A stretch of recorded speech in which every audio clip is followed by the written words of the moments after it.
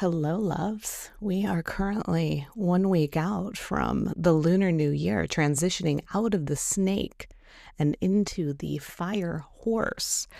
And the Lunar New Year is always activated by a new moon. And it's always in Aquarian season because it is the second moon after winter solstice. Winter solstice will always be in Capricorn, and thus the second moon within that timeline would be Aquarius. And I often find, regardless of what kind of moon it is under, the week leading up to a new moon is always about reflection and refinement, so that when the new moon arrives, it becomes the energetics of readiness and rebirth.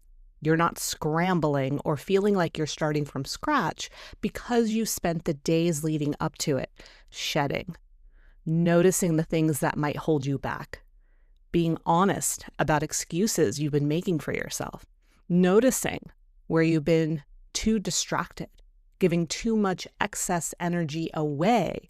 And then when it comes time for yourself, you don't have much left, or you're having to always dip back into your reserves, which physically isn't the best use of you.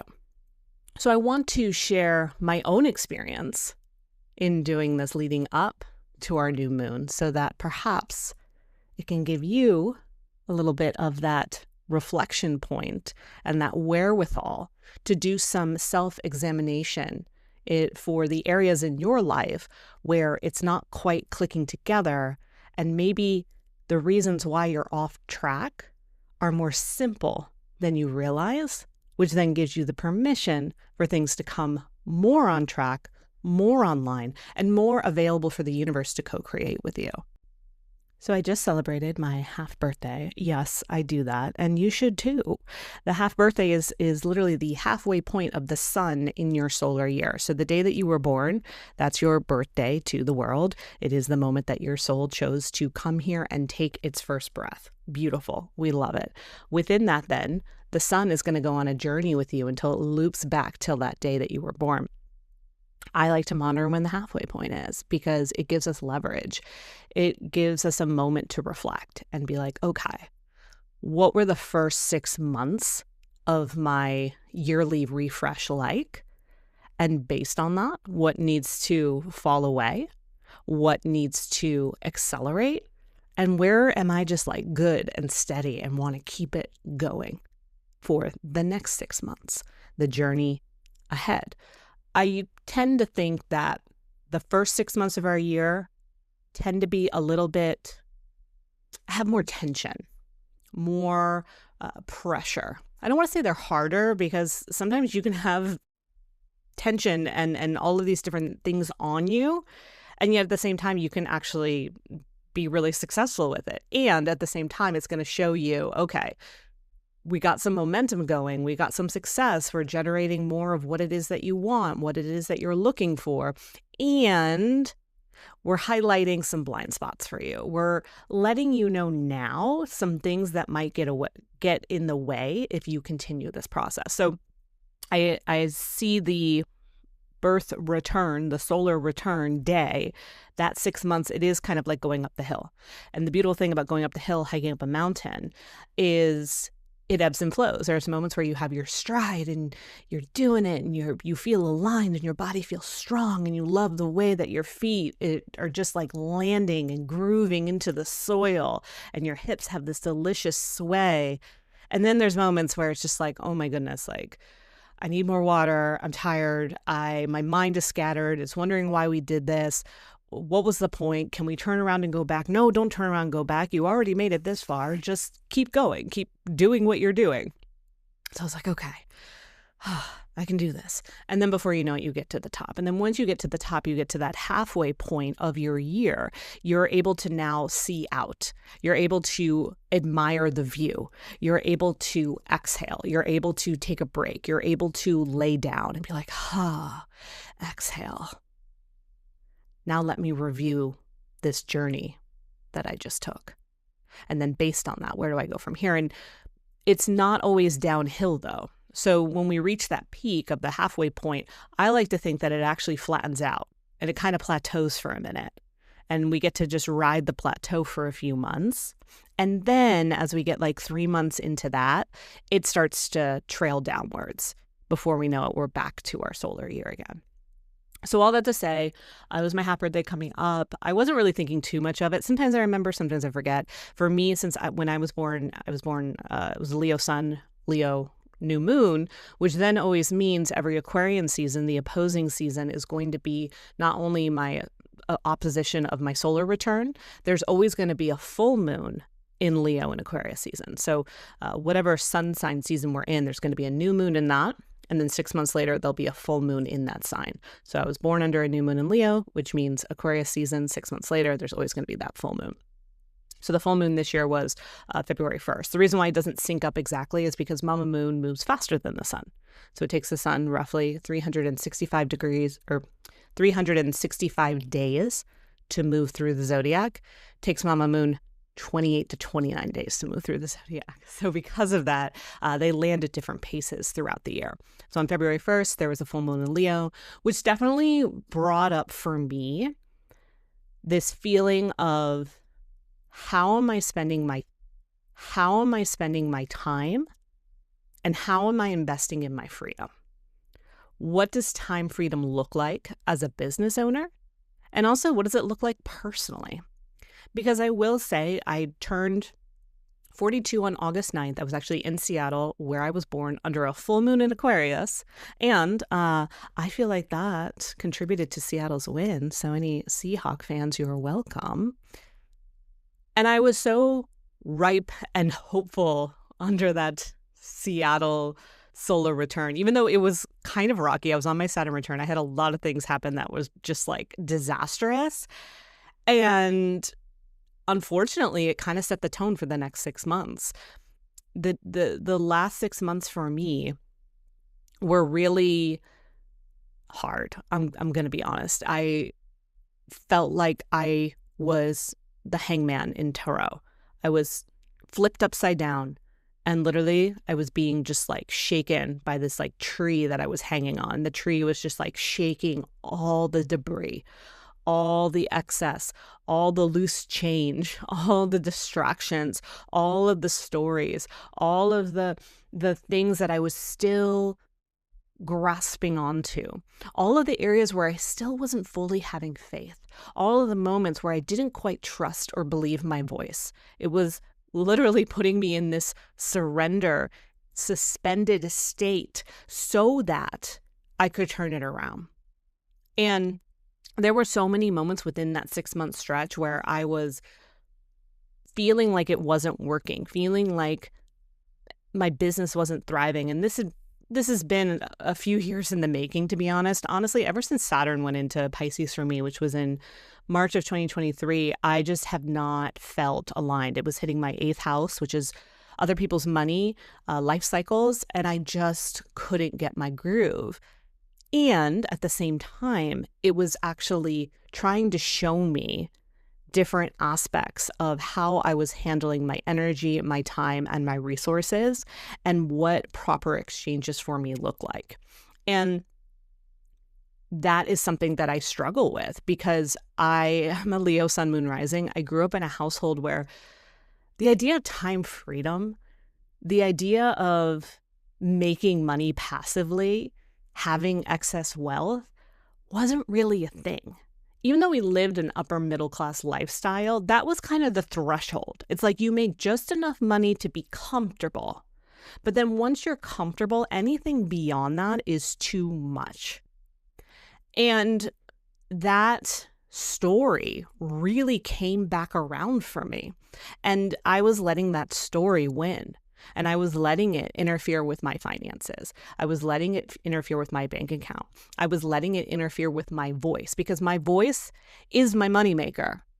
When I speak, when I share, when I talk, when I vocalize, when I write, when I am in the realm of communications, that is where I thrive. And that is how I survive. And I was denying myself that, and it felt like I couldn't survive. It felt like I couldn't make ends meet. And honestly, I wasn't. The first couple months after my birthday were really tight. to the point where I didn't know how I was going to pay my rent, where I was barely eating, where I was doing whatever I needed to take care of Zara and myself, and I was just getting by. And I was doing that with the hope that somehow this would all get figured out. I was looking for other jobs, kept getting denied because I'm at the age now where like I'm really not quote unquote qualified for the corporate world anymore, at least in the ways that I was trying per se, and it was so uncomfortable, and I didn't know how I was going to make it through. Further, I was looking back at choices that I made when I first moved to Austin. They weren't. I overexceeded my budget. I, at the same time, lost a couple big clients that I was factoring into said income. And so it didn't do that to punish me, but it was like teaching me, if you want to live an abundant life, yes, take risks and open up, but also be realistic. And I wasn't, for whatever reason, willing to be realistic. And that's actually, which is really interesting, what Saturn and Pisces taught me. Because Saturn is all about like rules, discipline. Pisces is like, I wanted to be more like the Pisces. Pisces are born ready to retire. They're just like, la, la, la. And then when anything like comes their way that feels like work or feels difficult or feels like they have to, they resist it. And I was in a very resistant state around my reality. And it got to a point where I didn't feel alive within my life. There were so many moments, especially as we entered into the fall equinox, where I was like, what am I doing here? What is the point? Like, I was asking those questions. And not to sound morbid, but I really was like, why am I here? And not that I was going to do anything, but there was this constant narrative of like, I don't need to be here, apparently.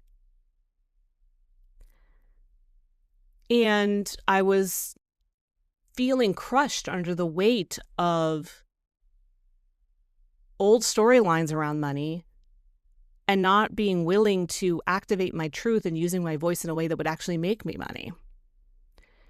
And that was because of an old hold, an old lineage, old inherited truth around money and performance and visibility. And it got to the point where things got so tight and the tree kept shaking me to finally be like, Danielle, will you just do the thing that people want you for? Will you just trust us? And that's what I did.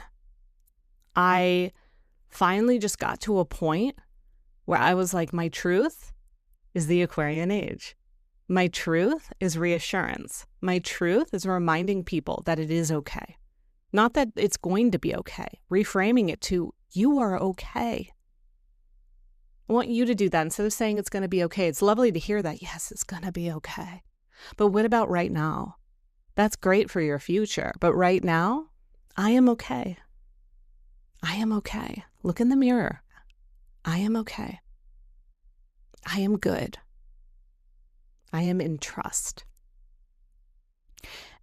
And when I started to shift that, when I started to release this, what I started to do essentially was treat social media and people that were watching me, and not everybody, I love you. If you're listening, it's not you. But people that were watching or people that I created some narrative around, I was acting like judgment from my family line. I felt like people were constantly judging what I was doing. They were watching me. Because that's the kind of household I grew up in. I grew up in a household where you always had to be available. You always, like, even though I had my own room, which I was very grateful for, my mom called me, you had to come downstairs. If she wanted you and you were in the middle of something, it did not matter. You had to stop what you were doing and go. Even walking into the household, I never really knew what version I was going to get and how I was meant to respond. I am someone that is considered neurodivergent. I never really loved conventional learning systems. And so it was definitely a quote unquote struggle to quote unquote get me through school. which is annoying because I'm intelligent and I know that. But what happens when you're intelligent, maybe you can feel into this with me. You are intelligent. You are smart. You're savvy when it comes to using your body, tapping into the land, connecting dots, looking at patterns, figuring things out through observation. That's my brilliance. However, that brilliance isn't really the way education works. So because of that, I was doing it wrong. I was doing it wrong. Why can't you just do it right? And so what was happening to me in this last year, and collectively we were in a 9 years, so there was lots of wrapping up. There was a lot of that snake energy. Snakes are, some people like snakes. If you're watching The Traders, oh my gosh, Rob, the snake handler, oh, we like him. Oh, he's so cute. I don't really want to be with him, but I love looking at him. And I love how you don't know if he's manipulating you or not. And that's so snake energy. Like, he really is like the embodiment of the snake. But for the most part, most people don't like snakes because snakes make you uncomfortable. You don't know if they're going to attack. You don't know if there's going to be more. There's kind of this slimy feeling. There's a hissing sound. And that's honestly what the snake was doing to us. It was making us uncomfortable. It was making us have to sit with something that has been hissing at us for so long. And so when I was struggling with how do I get my business back up and online again, because it was really just a slow drip, a slow burn, I kept being like, but I wasn't looking at my intelligence. I was looking at the intelligence that I thought I had to be to figure this out, to figure out why I was in a jam, to figure out why I wasn't profitable, to figure out why I wasn't getting traction. And it was because I wasn't believing in my unique genius. I wasn't playing into my brilliance. I was somehow back in a role where I'm trying to play cards with someone else who's the dealer. And so growing up in a household where you always had to be available, where you never really knew what the energy was going to be that day, there was also a lot of questioning. I don't like questioning. I just don't. I mean, have me on an interview, ask me all the questions. I like questions when it's about my genius and it's via someone that feels like they speak my language or want to understand my language. I do not do well with small talk questions. How are you? Let's catch up. Tell me what's going on. I'm like, I don't, and then I feel the pressure. Or bigger questions. Why can't you make this work? Why are you still following this? Why isn't it making you money? Why? And growing up, when I would ask those questions, I'd always be like, I don't know. Why can't you just do your homework? I don't know. Stop asking me. And then on social media, and we have to remember, it's social media. Think about media. Think about the news. It's entertainment. Social media is social entertainment. So then I go on social media, because social media is a tool when I use it properly, works well for me. When I say properly, I should say in alignment. But what happens a lot, and this has really been escalating over the past few years, and as much as I try to change my algorithm and just follow people that do like architecture and interior design and dance with trees, I seem to still get people that are on here yelling. And it feels like I'm back in that household. I'm being yelled at and I'm being asked questions I don't have the answer to. And that's what it felt like a lot for me. It was like, I don't know how to show up because the world feels heavy and it wants me to solve the entire world. It wants me to solve all the problems. It wants me to solve this for billions of people. It wants me to answer questions that I don't have answers to. There's so many, like the spiritual industry, it's just not, like, it's not fun. It's kind of junky, or it's just mean. And it's like, what is going on here? I'm not saying everyone's like that, but like it seems the algorithm seems to favor the junk, like the junk food spirituality, and the mean lens of self-development and spirituality and therapy where everyone's pointing the finger at each other. Everyone's yelling. Everyone's telling you what to do. People are saying, unfollow me if you don't agree with me. How is that spiritual? Unfollow me. You need to do this. You need to feel this way. And people are also being triggered because not only is it activating things that maybe happen to them physically, it might also be activating and mirroring things that happened within their home. Sometimes when I go into Instagram, it feels like I'm walking into my house at 12 years old. And I really have worked really hard to not repeat that situation or that environment. But it's very sneaky, just like the snake, to come in and take hold of you, to hiss at you, to make you feel like you're not enough, to make you feel like you need to be doing more. So all that to say, though, when I had those realizations, it really was just like, fuck it. I'm going to use my voice and I'm going to share Aquarian truths because that's all I've got. I have nothing left. I am so at the space where I am depleted and really clear that I'm not living the life I want. I'm financially not where I want to be. I'm not taking care of myself. I'm not doing things that I very much love to do on my Venus line. Living on my moon line had a piece of this too, which will be a different episode. I want to talk about the impact my moon line had on me. But I just felt like I was at the mercy of trying to get by. And when you're at that vulnerable state, when you're in that position, at least for me, as a triple Leo, I had no choice but to be myself. And to be like, I don't care if anyone's judging me because at the end of the day, I got to do me and I got to take care of me. And so that's what I did. I started sharing in my own way, in my own truth. And yeah, some people got snappy about it. Some people didn't like it. Okay. But you know what? Thousands more people did. And before I knew it, my business was having a resurgence. My calendar was being booked out. It's currently February 10th, and I am booked out through the beginning of March right now. You know how beautiful that is? Do you know how wonderful it is to be seen and recognized for your voice, for your unique brilliance, for your gifts? But the only way that will happen is if you give yourself a chance. And what I was doing, because I was scared, because I was in fear, because things were going slow, I was denying my genius. I was trying to search for one outside of me, for some other thing to take care of me, which wouldn't have worked. That's why I didn't get hired for any full-time jobs. The universe was like, Danielle, no way are we doing that to you. No way. Even if it's remote. It's a nice fantasy, but no.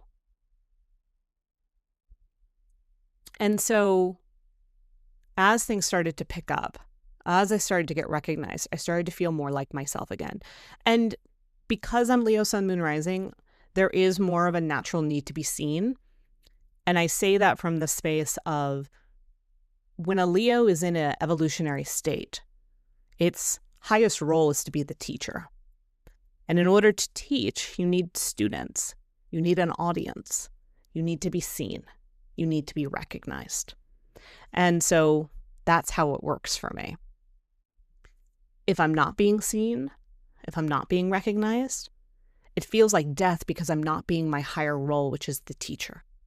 That's what it's about for me. It's not about the followers.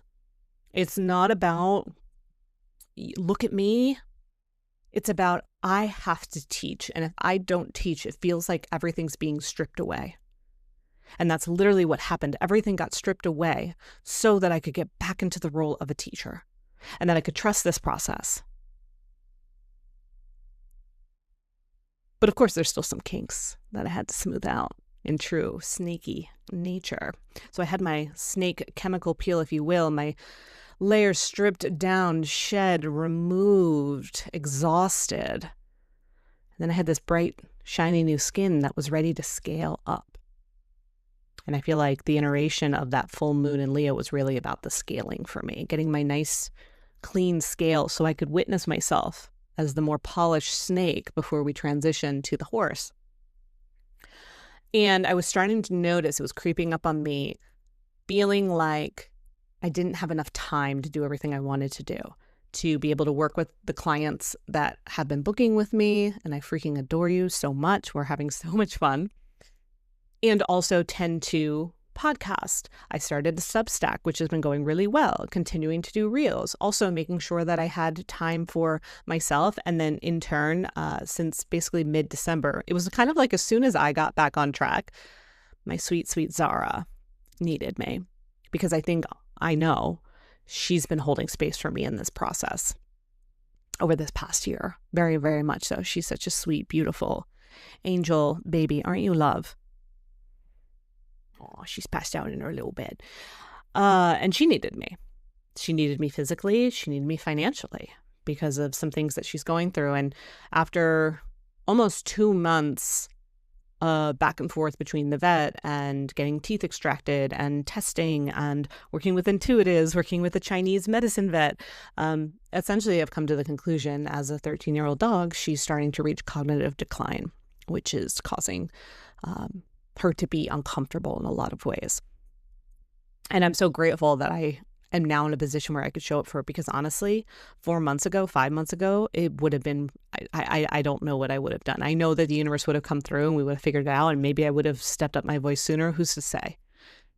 Yet, I am here now and available and able to help her, which is amazing. And that's not slowing down.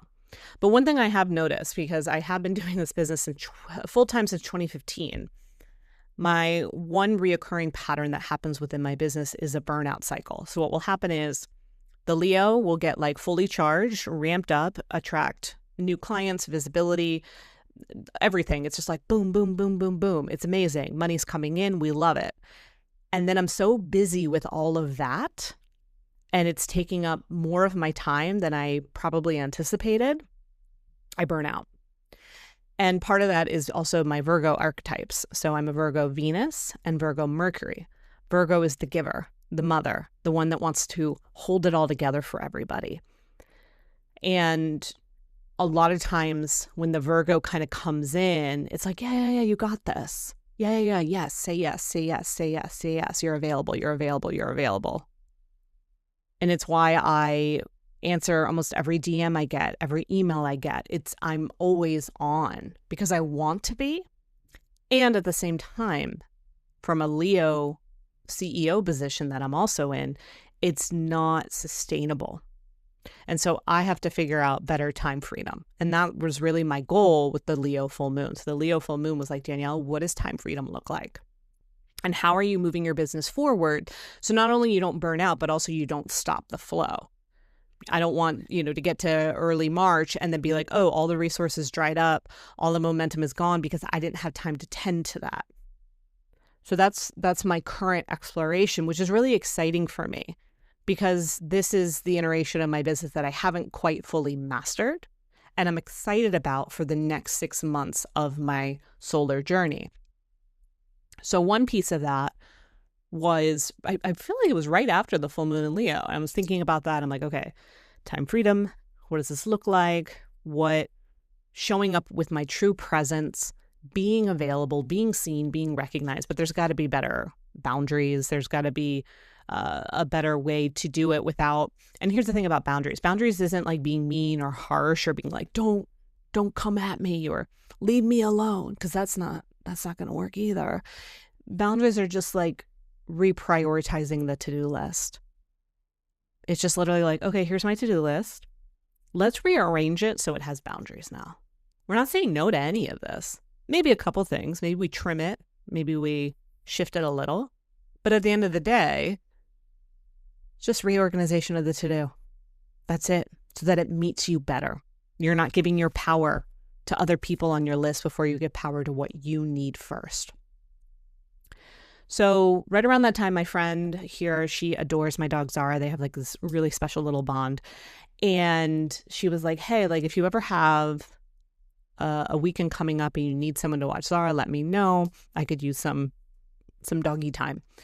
And I was like, ooh. And at first I was like, I don't have anything, but I'll let you know. And then of course I like sat with it for a moment. I'm like, you're being gifted time away with probably the only person right now, given Zara's situation, that you trust her, or trust to be alone with, or to have someone take care of her. What can be done here? So I looked at my calendar. I saw I was completely free the weekend of February 7th, or 6th, rather. And I was like, oh, it's my half birthday. And then I was like, okay, well, I could just give her Zara and just hang here in my house. But I'm like, that doesn't really feel that sexy, that exciting. Like, it'll be fun for like a little bit, but then it's kind of like, meh, now I'm just kind of home alone. Like, I don't know if this is the vibe. And then I was like, okay, well, where could I go that's not like too far away, just in case like anything comes up and I really don't want to like get too far out. I mean, ideally I would go to like Big Bend or Marfa or Alpine, Texas. Those are all like 7-hour drives. So I was like, oh, Fredericksburg, which is like, I say this with love, the Napa of Texas, the Napa Valley of Texas. And I was kind of like, I don't know how it's going to be, because I'm going to be honest. And I think I might have said this in my last podcast episode. I was like, I know that I've been to states that have vineyards that aren't really known for it, like North Carolina, for example. Like, most people aren't like, yes, it's a North Carolina Cabernet Sauvignon. Oh, really? That's amazing. No, people don't really talk about that because it's like, meh. So I was kind of feeling the same way for Austin, or Texas rather. Like, am I going to love it? It doesn't really matter. I'm just going to go. I'm going to go play. They're going to book a hotel for Saturday night and just go. And I'm going to go off social media, because I was starting to feel like, even though I really don't try to spend a lot of time there, and I don't really like scrolling. I do like scrolling on TikTok sometimes, but I've definitely noticed the shift since the January US takeover. And it's just like, I just kept feeling more and more like the phone is not the best use of your time. If you want freedom, start with your phone. So I'm like, okay, I'm going to go off the Instagram. I'm going to go off the TikTok. Those are the big two. Even like, I was like, I'm going to be mindful and not check my email. Like, I used to do this thing where I would treat my email like a slot machine. If you do that, where you like literally like you're at a stoplight and you like pull your phone up and you refresh your inbox to see if something came through. Yeah, you're making dinner. I pull up my phone. I pull up my inbox, refresh to see if something came through. Did I hit it? Did I get 777? Did I get all the cherries? Did someone book an appointment? Did I make a sale? Oh, is there a problem? Does somebody need me right now? I know I'm in the middle of cooking dinner, but I better respond to this. That's not so hot. So I stopped doing the slot machine email trick. And at the same time, though, I realized I'm like, I pretty sure my social media management's not so hot. So I'm like, I'm going to go off it. So literally drop off this on Saturday. Drop off Zara, hit the road, and offload TikTok and Instagram. And I just kind of make a pact with myself that I'm not going to really check my email. I'm allowed to check it like once each day. You get one pull of the machine. So I'm driving, and I really do love driving. I love driving. I love being on the road. I miss it. I miss being nomadic. I'm going to be honest. And I also think one of the hard things that I realized about living in Austin, really living anywhere because I move around so much, is my natural state is nomadic, and my natural state is living places seasonally. And so I think I was also having a hard time living in Austin because it felt very contained. Even the apartment I chose and what my monthly budget is and it just felt so finite to me. And that's what happens. And what I love about being nomadic, it's like you can be here for a little bit, then you can be there for a little bit. And even Austin, I realized my favorite time to be in Austin is February to May. I love that stretch. This is my is this my fourth round of doing that? Yeah, this is my fourth round of being here for the February to May stretch. And I love it. There's something about the air. There's something about the mood. There's something about the dawning of spring. I love it. And I don't know if I love Austin enough to live here year round, but that's because I don't know if I love anywhere enough to live year round. I believe it's possible in certain places, and I'm open to that down the road. But for now, it's just recognizing that I am seasonal and recognizing that Zara is not my dog. And so it's finding that sweet spot of what does it mean to be here? What does it mean to take breaks? What does it mean to still satisfy that nomadic spirit that I have within reason, given my current circumstances? And once again, that plays into time freedom. So anyway, I'm on the road. I'm having so much fun. I'm playing music. I'm feeling lighter. I'm taking in my surroundings. I'm driving through the Napa of Texas and seeing sign after sign for wineries. And I stop at one called Wild Seed Farms. And they have like one of those little like farm stores where they have all like the jellies and the mustards and whatnot and all the crackers. And I like right away, I'm like, ooh, yes. And I'm literally trying all the samples. And then I go into the tasting room and I order the dry tasting. So I'm like, all right, let's see what happens. Not sure what to expect here. And I order a soft pretzel, even though I have been living gluten-free. I was like, I want this soft pretzel. And I'm like, it's okay. You're on your little vacay. Have your soft pretzel. And then we start the tasting. I will say there was a white. It was like an Albarino. Delicious. It was very similar to a Sauvignon Blanc. There was a rosé that was a nice dry rosé as well. And then the reds I fell in love with because apparently the grapes from Texas very much mirror grapes from Spain. And I love Spanish wines. And Spain is also my moon zenith point, which is the most saturated part of my moon. And Austin is my moon line as well. So I thought that was interesting. And I actually wanted to explore more of that, but I haven't yet. Okay, so I do the tasting. Great. Then I go and I check into my hotel. And it was interesting. On the way to the hotel, I saw like an organic juice place. And I was like, oh, I should stop there. And then I was like, no, I want to eat all the food in Fredericksburg. I'm like, okay. Like, that's not normally how I travel. Here's the one thing. Traveling by yourself is amazing. But I will say, though, the biggest limitation traveling by yourself sometimes, besides like beautiful companionship, is like you can't share food. You can't share like everything. So you have to be kind of picky about what you're getting. And I'm not like a big, like, let's just like splurge and like waste things. Like I very much feel like I if I'm going to get you, I'm going to eat all of you.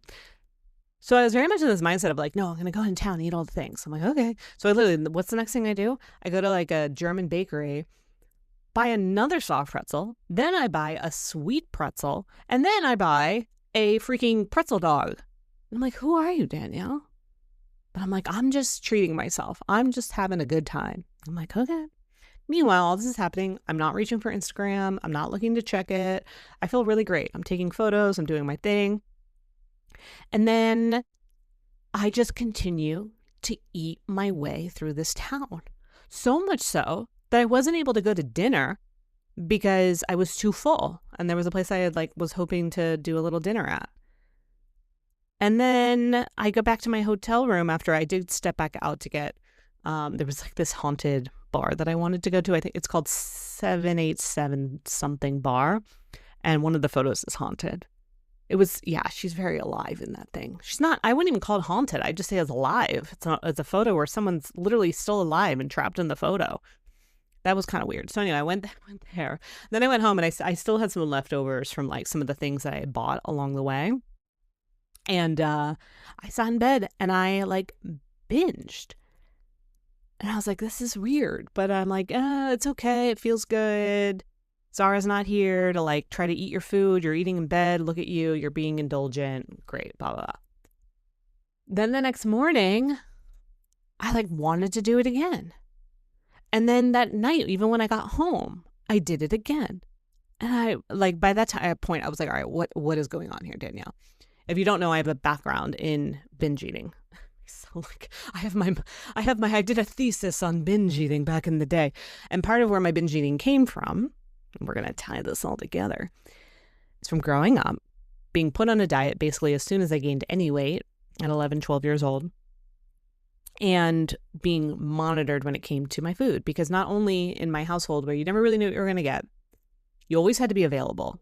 I always felt like I was being watched, especially in the kitchen and especially near the pantry. It was like my mother had this radar where she could literally be at the farthest point of the house. She could be outside gardening and somehow she would know Danielle is in the pantry right now. I was only allowed to eat what I was told I was allowed to eat. And so because of that, I desperately wanted food freedom. I wanted to be able to eat when I wanted to eat. I wanted to have a snack. I wanted to have pretzels. You know, my favorite thing was pretzels. And that was the thing, not only like hard pretzels, but then like the soft pretzels, like those freezer ones. What was that company? Oh my gosh, you know, with the box. You get the pretzels, and they have the movie theaters too. I can't think of the name, but anyway, we're not. Yeah, let's look it. No, we're not gonna look it up. It's okay. It doesn't matter. You get super pretzel. So I would literally, because I didn't want her to hear the toaster in the microwave, I would take it out frozen, and I bring it up to my room, and I would let it like thaw out just enough so that then I could eat it.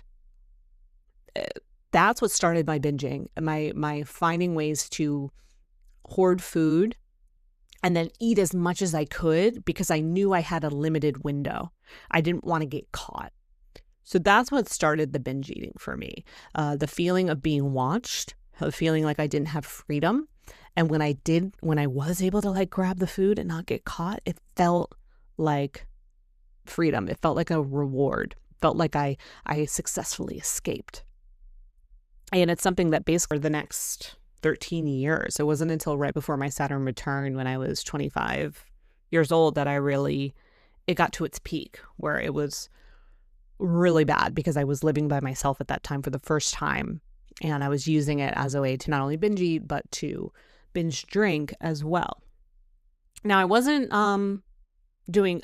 binge drinking or anything like that over the weekend because my addictive personality really just comes from the need to escape, the need to feel free. And it's like pick your flavor when it comes to the thing. And I also have rules around drinking that I'm still very hardcore about. So the food, though, I kind of stopped having rules about because when I was able to heal my binge eating, I moved into intuitive eating, and that's just been my framework for eating basically the last 15 years of my life. So when this started happening, it took me by surprise. And I didn't understand what was happening until yesterday when I woke up, it was my half birthday, and I was like, I just want to fast today. I don't want to eat. I want my coffee, but I do not want to eat today. That does not feel like it's on the agenda. My body is stretched. My belly is over it. And I'm like, what was that? Was it that you've been so deprived of your freedom that you felt like you had to do this? And I'm like, I don't think that's what it was. And then it clicked because I still haven't been on Instagram. I was like, it was interesting how easy it was for you to give up Instagram. And what did you do as soon as you gave up a vice? You reached for another one. I didn't mind not being on social media. I didn't mind not having the dynamics that oftentimes, again, like sometimes I go on social and I'm just like, this isn't fun. Why are people being mean? Why? Like, I know my beliefs. I know who I am. Why are you making me question that? And so the trade-off of not being on that became, well, then reach for something else, Danielle. I was like, whoa, that's a big one. That's a big one. So, of course, now that I see it, I'm like, okay, cool. So now we have to realize, or I have to realize, maybe we have to realize if you have the same thing. When I let go of social media and the addictive pull that it has had on me, and it's honestly been the outlet for me to quote unquote have that binge effect or have that feeling of being punished or having to be available or having to answer questions or mimic and mirror a lot of things from my teenage years. The not being on those devices is freedom, is relief, and more autonomy to be myself. And then the next question becomes, where is there still a part of you that needs that fix? And there was a part of me that still wanted that fix, was because there was still a part of me that couldn't believe that my life could be orchestrated in the way that I wanted. I was still a little bit holding on to that story of you can't be profitable because of your genius. You can't live comfortably and have more than enough. So we're going to hijack your body because we know, here's the thing, social media numbs you and it dilutes you. It does. Like I can 100% say that if I go on Instagram and then I go to like record my own video and I was on Instagram for a few minutes first, it's not going to be as good of a video as opposed to the times where I'm sitting in my meditation, I'm having my coffee, I get a download, I get up, I hit record. Very different experience. So I could let social media numb me, which then dilutes my power, or I could let food numb me, which also dilutes my power. So the real question becomes, it's not about the social media, it's not about the food. It's about, why are you still letting yourself be numb? Why are you still holding back from fully feeling alive? Why are you still feeling guilt around that? And it's like, okay, I see that. And I'm going to be with that inquiry. And I'm going to continue to show up. And I'm going to continue to stand up for myself and for not only my time freedom that I'm looking for, but my ability to feel alive, my ability to feel on, my ability to recognize and realize that I am designed for these times. And I am going to be seen, and I am going to be witnessed, and I am going to be recognized, and I am going to be well paid, because that's part of this framework for me. And that's just how it goes. And if someone doesn't like that, if someone wants to mirror and model who was the spokesperson when it came to how to live your life for me growing up, go for it. But I'm in my own grace. I'm taking care of my dog. I'm taking care of my gifts. I'm taking care of my life. And I had to be in that really interesting discomfort and awkwardness of still wanting to numb. And I wouldn't have seen it if I didn't do this little social detox. I would have thought I was fine. Oh, I don't binge. Yes, you do, Daniel. Huh? You've been binging and you didn't realize it. And so I did go back on Instagram a little bit, but because here's the thing, just like with food, just like with sex, just like with so many things, even if you've been addicted to it, like it still needs to be part of your ecosystem. At least for me, like I would like sex to be part of my ecosystem, but that's another story for another day. Food needs to be a part of my ecosystem. And so does social media, because I enjoy creating content. I enjoy writing. I am excited to see how my Substack grows, because I do feel like that's a better model for what I'm moving towards. But I also still want to see people on Instagram and people that I love and I care about, people that I follow and admire, art and music and creatives. I still love all of that, but it has to be more in a meal digestible format. So twofold, how am I structuring it as a business owner, scheduling more content, being very clear about how I'm recording it and uploading it and not getting distracted in the process. And then also, how much time am I making? Just like how much food, how many calories am I consuming in a day? Same thing. How many minutes am I consuming in a day? And what is the healthy range for me? And that's what it comes down to, because for me, my best life is a life where I find that happy medium, where I live in moderation, where I don't deny myself anything, but I don't live in excess. Only financially do I live in excess. So that was my biggest conclusion, my biggest takeaway. It's so interesting how our journeys and our stories will creep up on us, or how they will slither in like the snake when we don't expect it. And I'm grateful for this little experiment. And I'm grateful that I caught on so quickly to be able to understand, so that I can continue to move forward, especially when we start to move into the horse. So that's my story. I hope you loved it.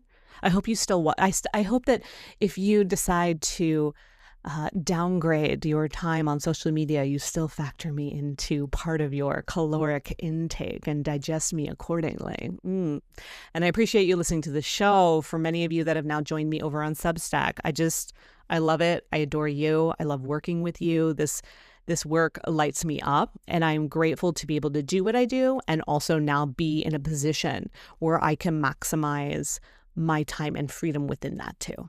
And I encourage, if you are in a role where you are looking for something similar, to explore it, because the world is only going to get spicier, and you doing what you do is so needed when people need relief from that.